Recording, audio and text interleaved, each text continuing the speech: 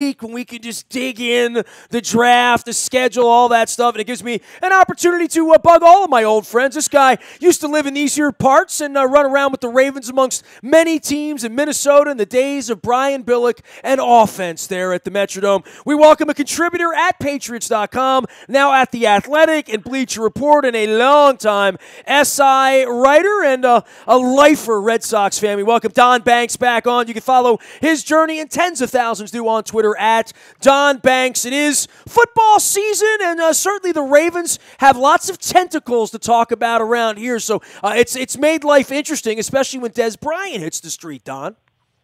Yeah, I think he's clearly the biggest named free agent still out there, and I think there's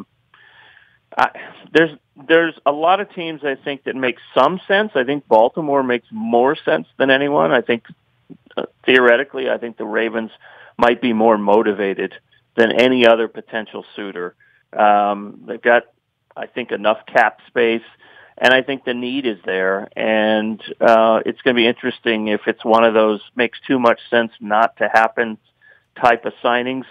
Dez has professed he wants to stay in the NFC East, but I really can't see a clear-cut fit for him in talking Eagles, Giants, and Washington. So that I keep coming back to Baltimore as the team that I think eventually will show him enough love, and that makes enough financial sense for him as well. Can he play, Don? And is it a good idea to bring him in? I talked to Shireen down in Dallas, and, she's on the beat down there, and said, he's great except if you're losing. If you're losing, and, then it's trouble. And I'm like, oh, great. So if we're losing, he'll make things worse. That's kind of a harsh reputation for a guy that was a great player, but I think there is that curve in any organization when a guy has had, some malcontent in some way, has been a problem child, that's something that this organization hasn't really wanted to take on so much. And then the measurement is, well, how much can he help us? How much can he play? Yeah, I'm of the camp that I believe he has already played his best football. Could he have a strong bounce-back season in Baltimore? It's possible. Will he have a Steve Smith sort of impact coming into the Ravens organization? I don't think so. I don't think it's going to be that dramatic. But again, the need is there. This is obviously and clearly a crucial season in Baltimore. So I think it could be a marriage of necessity on both sides, because I don't think another team, there's teams like the Cardinals that could probably add him, maybe even Detroit. Green Bay you've heard some interest that maybe Green Bay would get into that market at a later date. I think Baltimore will be the clear-cut, team that's, again, to use the word, motivated. But I don't think he's a difference maker in the true sense of the word at this point. And I do think you'd at least have to admit, even if you're a Dez Bryant fan, that he's had some motivational issues in the past. So I think it's a little bit of buyer beware. But again, these two might both need each other more than want each other at this point. Don, assess where you think the Ravens are at this point. And look, the offense isn't going to be exciting before September until we see it. And even if they sign Dez Bryant, to some point, you've got questions. Crabtree comes with questions. Brown obviously comes with a question. I think through it all, and I haven't talked to anybody outside the building that thinks Flacco can still play to some degree. I think he's a very maligned guy around the league where people look and say, I don't think they're going to win with him again. And then the whispers come out where Ozzie, sort of says maybe we would surprise you on draft day, or if there's certain quarterbacks there that maybe they'll shock the world next year. But I don't get the feeling inside the building that they think he's shot or washed up or not worth the money. I think they feel like they need to make the parts around him good, but if they do, that they feel like they can go out and win 12 games with him next year. Yeah, they've been a very inconsistent team, and they were capable of looking very good and did look very good at times last year, and obviously looked like a playoff team that was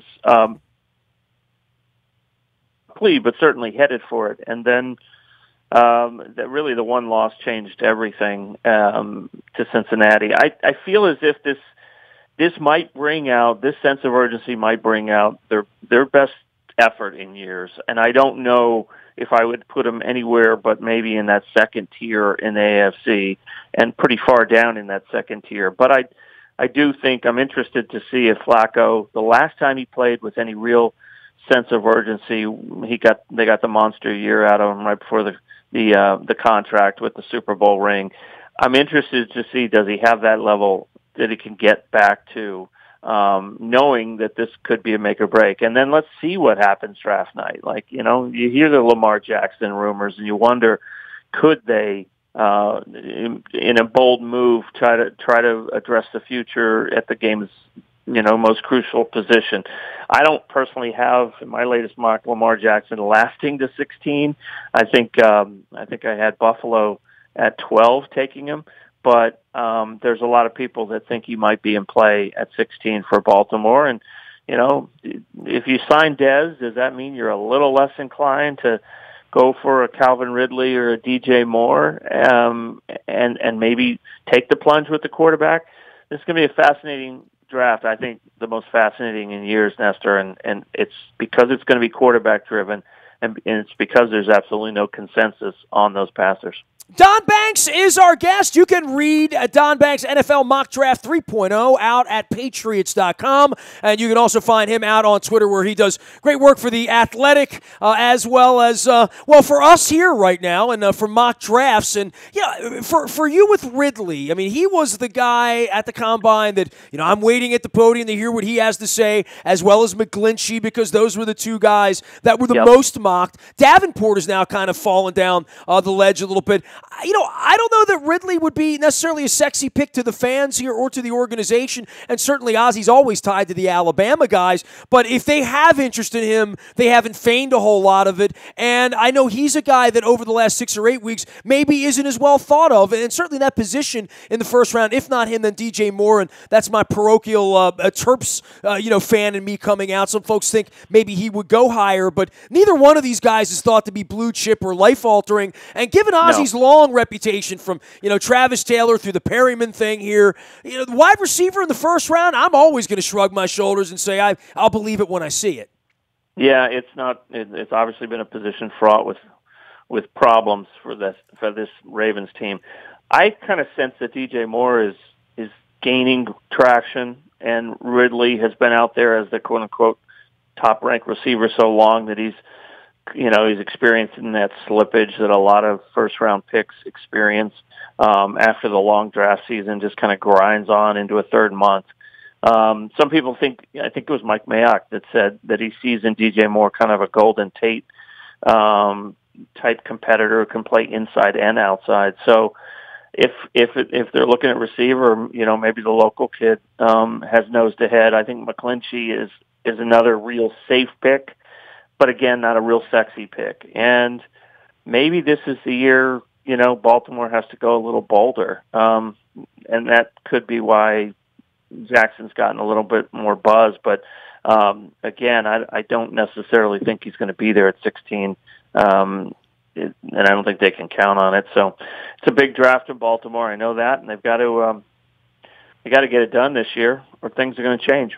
Well, so many things are going to happen ahead of them that you can sort of kind of count on in regard to some of these quarterbacks being off the board. But to your point, maybe one of the reasons we've seen these things move around is it feels like the ledge for players in this draft is somewhere between 6 and 8 guys that I see, plus the quarterbacks. And then it's just this mishmash of different guys that you say, well, he doesn't really have a first-round grade. And I know some people have been doing this a long time, say there's only 14 or 16 guys in this draft that would really have first-round grades, and then after that, there's a nice 60 guys behind that are going to fall into the second and third round, and that's where the value is going to be for teams that are loaded up with those picks. I think that's right. I think that most people feel like picks maybe 14, at most 14 through 30-something are kind of evenly rated, and so it's the team. Like the Patriots, for one, I mean, they're sitting there at 23-31, and they've got 2 second-rounders. So they're really well-positioned, I think, in a draft where they're not going to get elite players, but they might be able to load up with 3 or 4 really solid players that replenishes their depth a little bit, which took a hit during free agency. And also kind of help set up the 2019 team, whatever that looks like. You know, if they take a quarterback, if they take a cornerback, if they take a pass rusher, they might come out of this, and it may not help 2018, but they might really set their program up for 2019 on. Dom, one of the things I think we've seen in the modern era is trading. And Ozzy's always been a guy that on draft night be willing to move back and throw picks around and move guys around. But the trades that are happening now, you know, in the offseason, during the season, I think it's a different mindset. And to your way of thinking, we're all doing a mock draft. You might as well rip them up because it really becomes a free-for-all on draft weekend because all of these guys are so open-minded and have had so many conversations about so many things, and the extra weeks that they put into this, you know, create over the next week, time on the phone saying, if this, then that, and if that, then this, and they all have a million ideas, and I think the creativity part, where the old line of, you know, back when Polian and guys of his age were rolling the draft, let's have my picks up, I'll make my pick, you know, that's the way the draft was done. That's all out the window now, right? Yeah, and I think a couple of factors. I remember talking at the Hall of Fame weekend in Canton last year with Jimmy Johnson and with Jerry Jones going in, and he said he was the lone, you know, he was like the maverick back when he took over the Cowboys in '89, being willing to deal. And he remembers the Giants hadn't made a trade. He looked it up, and the Giants hadn't made a trade involving a draft pick in like 10 years, and teams were completely different mindset. One thing to keep in mind, and this isn't my idea, I think Joe Banner, the Eagles' former team president and former Browns general manager, said, let's not overlook the fact that the cap keeps growing every year substantially for about the last 5 years. And so trading becomes a lot more, I guess, manageable for... Well, there's flexibility. I mean, you look at the NBA, it's impossible to make a trade, right?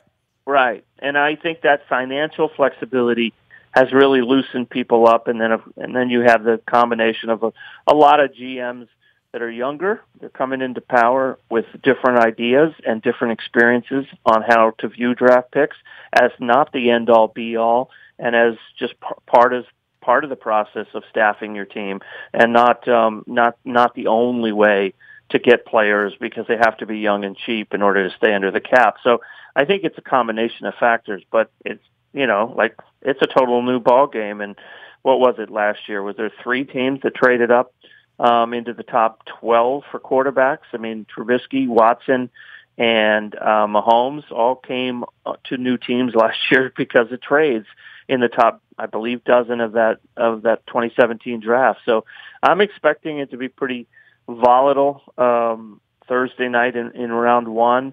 I don't know if it'll be volatile at the very top, but clearly with the Bills sitting there poised to potentially go up from 12 and 22 to number 2 to get a quarterback, with the Colts at number 6 willing to move down again after having moved down once already with the Jets trade. I think there could be a lot of fun that night in terms of who gets to outmaneuver who for the quarterbacks.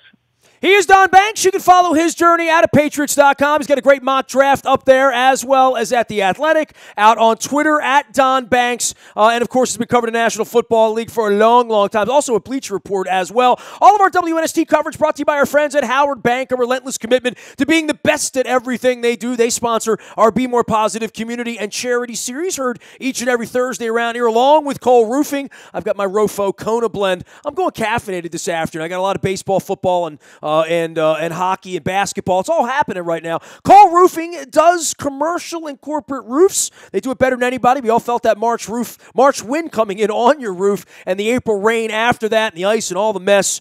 Get your roof looked at. Don't let it goof on your roof. Choose Cole Roofing, along with our friends at Howard Bank, bringing you our Be More Positive charity and community series. Don't forget as well the Baltimore Brigade playing indoor football next Saturday against the Albany Empire. You can learn more at BaltimoreBrigade.com. I'm wearing my Brigade hat right now on our Facebook Live and our YouTube video. Don, you mentioned the trades and moving up and the Jets trade, and that to me is one of the more fascinating things because we're seeing these trades for draft picks happening weeks, months out now on the draft, and the Jets didn't even know who they were trading for. They just knew they were trading for the right to draft a quarterback. Maybe the third one, maybe the second one. I find it fascinating. Every year I go to the Combine, and yeah, we're talking rush edges, and we're talking about Saquon Barkley and, how great this corner is or that wide receiver. And the quarterbacks are always there, and by the time we get to about now, all of a sudden the quarterbacks wind up all in the top 10, and certainly by Thursday night. You can't live without one. You have to risk everything. You have to go all in, and then you have all of these names, and it feels like nobody's really in love with any of these cats, Don. Yeah, I think that's fair. I think everybody's got some flaw that they'd like to point out for all five of the top five, and I think this class got built up years ago. Like, people have been talking about this class coming, with Darnold and Rosen and Mayfield, and I think in a lot of ways, it's just that is the process now. First, you build them up way ahead of time, and then the analysts tear them down and find flaws.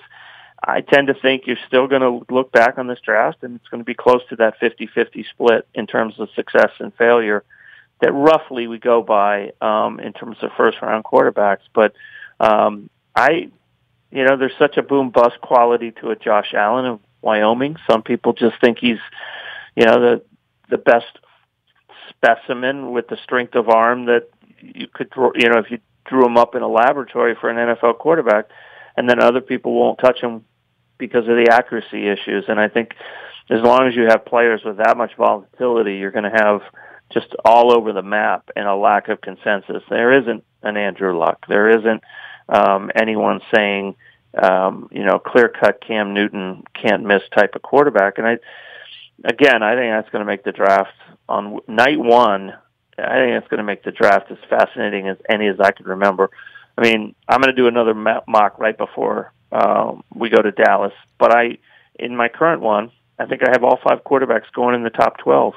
Because if I've learned anything from covering this league, is that they always get pushed up due to need and urgency. Doesn't always make for sound decision-making, but it seems to always unfold that way. And it always feels like a king's ransom to a team, right? To move back. It always feels like, man, they gave up when and a second next year too, and and then it gets kind of crazy. And I mean, I don't expect ever to see a Mike Ditka, Ricky Williams thing again. But boy, if there's a quarterback sitting there and it's the last one there, and the Ravens are sitting on 16, yeah, maybe they like the kid and all that, but somebody else is always going to sort of like him more, and that's probably why he won't get to 16, right? Probably, yeah. I mean, you got Arizona sitting at 15 that certainly doesn't have a long-term quarterback option, and that may preclude Baltimore from getting into the market right then and there, and that's even if it gets past number 12 Buffalo. But it's really fluid, and I think we could be, by the time we've been talking in the last week about Josh Allen to the Browns at 1. And how that seems to be gaining traction among people who share such information in the league. And yet Hugh Jackson comes out and says that there's clear-cut no consensus yet within the Browns organization as to who they're going to take. They're not being coy about a quarterback, but they're saying they don't have a consensus yet on who that is.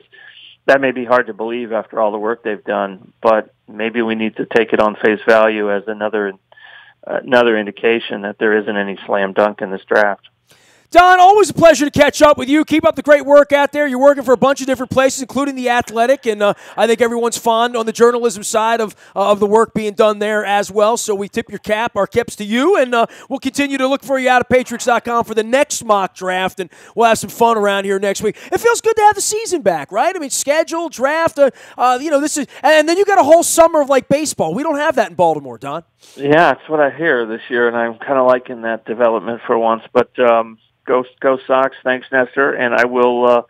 I'll be in the Dallas for Patriots.com. So if you want NFL draft coverage, I won't be there covering the Patriots. I'll be there covering the entire league. So give it a look. You'll be on my Twitter, no doubt about it. See you soon, Don. Thank you.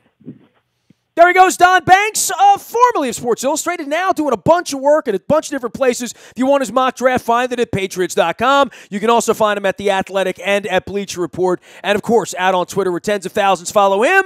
And the pooch out on the front of his Twitter at Don Banks out of the fighting city of Boston, Massachusetts, where he is a very happy Red Sox fan here lately because they saw Kevin Gausman and Alex Cobb pitch lately. All right, Nasty at WNST.net finds me. Facebook, Twitter, LinkedIn, Snapchat, Instagram, streaming live on our Facebook as well as our YouTube WNSTV channel. The buyatoyota.com audio vault is there for you 24 hours a day from anywhere in the world on your mobile device by downloading the TuneIn radio app. We do come in crystal clear from anywhere you happen to be. We also ship our morning newspaper digitally to your email inbox. It's all brought to you by Planet Fitness and PlanetFitness.com, where it's still $10 a month to get in the best shape of your life. We also include the Laurel entries in the morning newspaper each and every morning. The Maryland Jockey Club sponsoring WNST. We're getting you ready not only for the Kentucky Derby on the 5th. My wife and I are going to get dressed up, and I'm going to shave up and look nice. We're going to go to do the Derby in Laurel. But the Tessio going on this week, and that's a Preakness prep, of course. Third weekend of May, we'll run the Preakness Stakes on the 19th, and, of course, on the 18th, the Pink Festival and the Black-Eyed Susan. The entries in the morning newspaper as well as on the front of WNST.net. I am Nestor. We are WNST.net, AM 1570 and WNST Towson, Baltimore, and we never stop talking Baltimore sports.